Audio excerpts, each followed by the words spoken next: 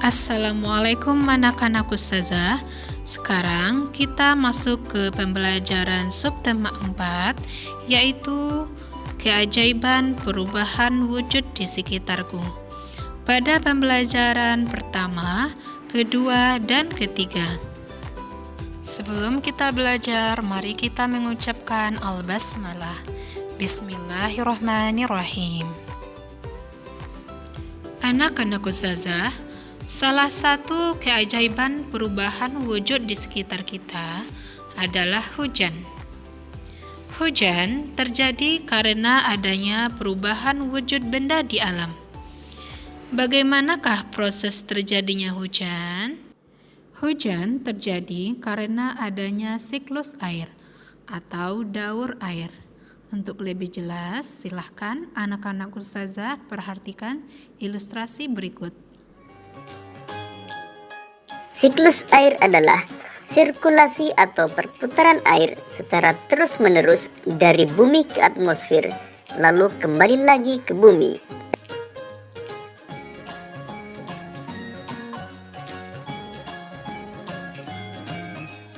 Secara garis besar, siklus air melalui 3 tahapan, yaitu penguapan, pembentukan awan, dan terjadinya hujan.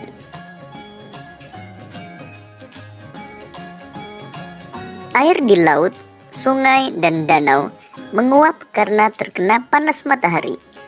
Proses penguapan tersebut disebut evaporasi. Tumbuhan juga mengeluarkan uap air ke udara akibat panas matahari. Proses penguapan yang berasal dari tumbuhan disebut transpirasi.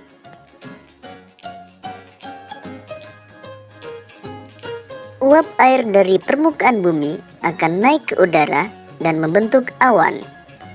Kumpulan uap air tersebut akan mengalami pengembunan membentuk titik-titik air. Proses tersebut disebut kondensasi. Lalu angin akan membawa awan ke daratan atau dataran tinggi. Selanjutnya titik-titik air di awan akan turun menjadi hujan. Proses ini disebut presipitasi.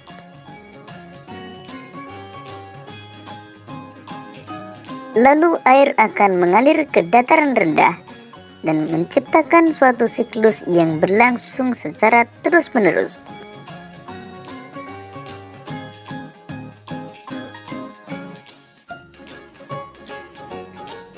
Nah, anak-anak ustazah, demikianlah proses terjadinya hujan ya.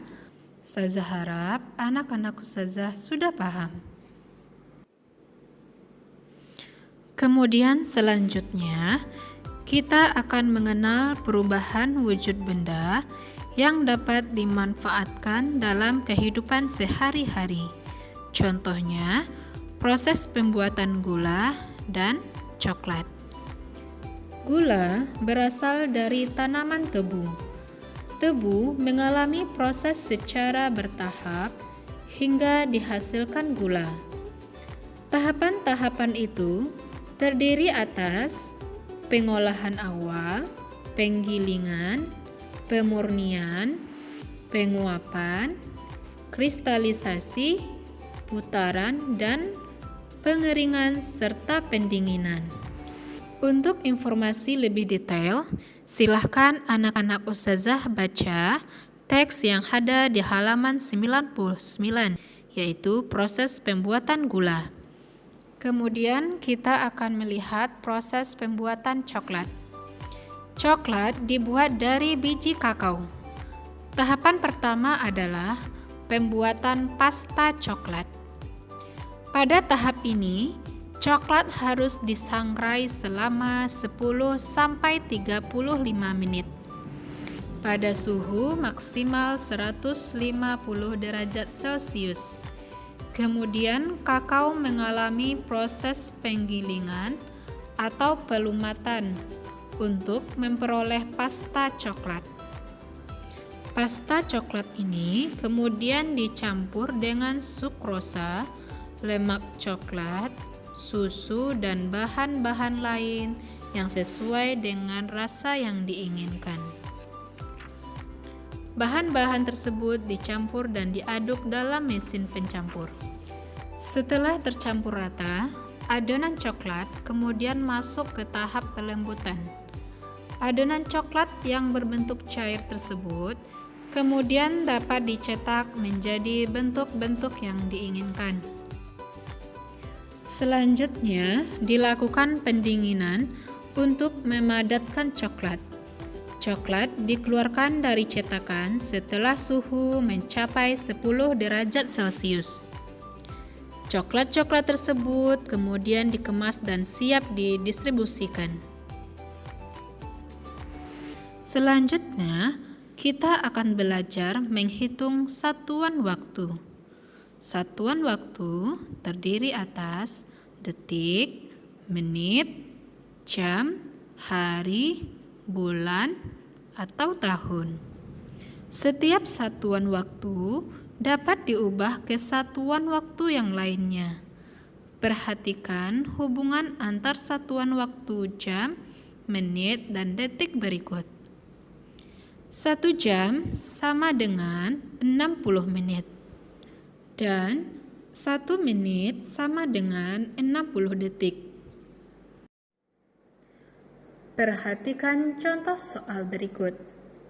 Soal nomor 1, satuan jam akan kita ubah menjadi satuan menit. 3 jam ada berapa menitkah? Caranya,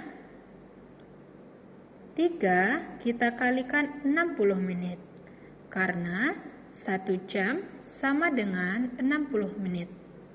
3 kita kalikan 60 sama dengan 180. Berarti 3 jam sama dengan 180 menit. Contoh soal nomor 2. 2 jam 15 menit akan kita ubah menjadi satuan menit. Di sini yang satuannya yang masih belum menit adalah 2 jam. Maka akan kita ubah menjadi satuan menit.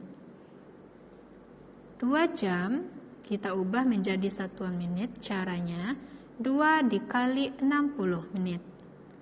Kemudian kita tambahkan 15 menit. 2 kali 60 sama dengan 120. 120 menit ditambah 15 menit sama dengan 135 menit. 2 jam 15 menit. Kalau kita ubah keseluruhannya menjadi menit, maka didapatkan hasilnya yaitu 135 menit. Anak-anak Ustazah, demikianlah pembelajaran kita kali ini. Ustazah harap seluruh anak-anak Ustazah sudah paham. Mari kita tutup pembelajaran kita kali ini dengan mengucapkan hamdalah. Alhamdulillah.